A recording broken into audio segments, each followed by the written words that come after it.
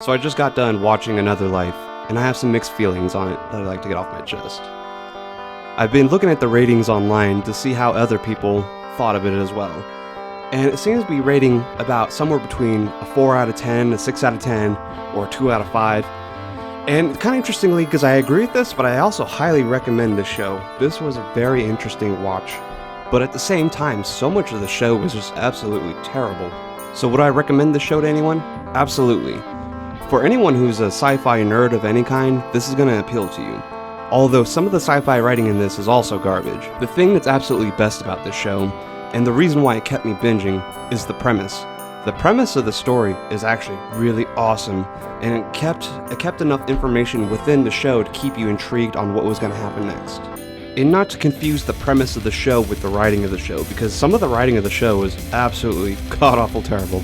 So the premise of the show is that some kind of alien device, a fractal-looking ship of some sort, lands on Earth. After some time, humans have been unable to find any new information about this object, so they decide to launch a mission into space to the direction from which the origin of this device came from. The story takes 2 points of view from 2 different protagonists. Nico Breckenridge, who is the captain or commander of the spacecraft heading to the destination, and as well as Eric Wallace, who is exploring and discovering things about the artifact on Earth itself. So let's segue to the characters, because the characters is one of the biggest flaws of this show. There's a few characters I really enjoy.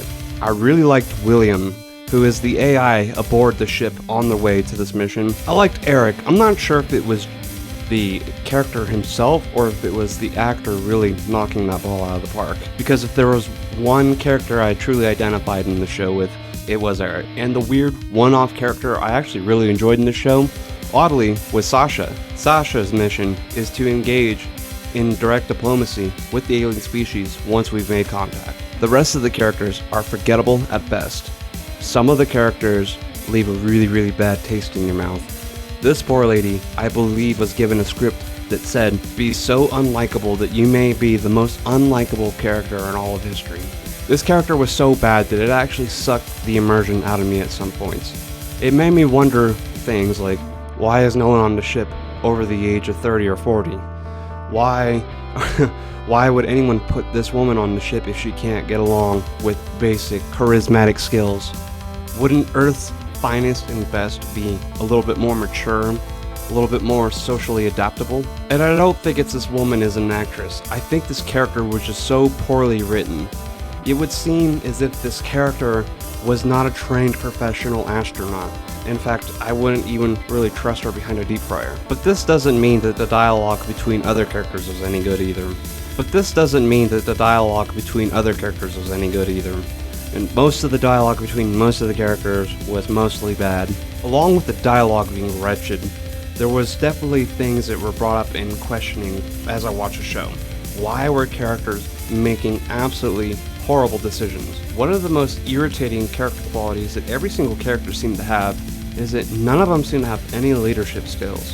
But the answer to that might just be that the characters have a lack of professionalism in general. Despite all the writing shortcomings the show brings, the premise of the show kept me going.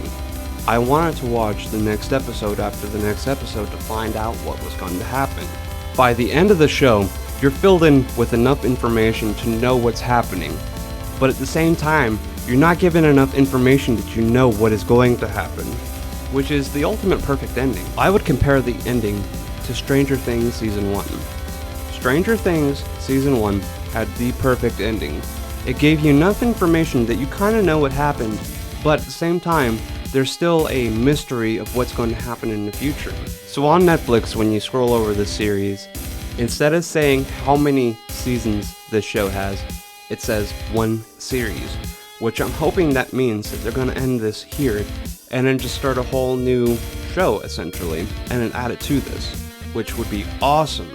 If they did that, this show could actually be and go somewhere serious. It would kind of do a really good job at turning these alien encounters into basically 10-hour-long movies. What if humans made contact with an alien species is one of the greatest questions that will ever be asked. And this show actually does a very detailed job of explaining what if.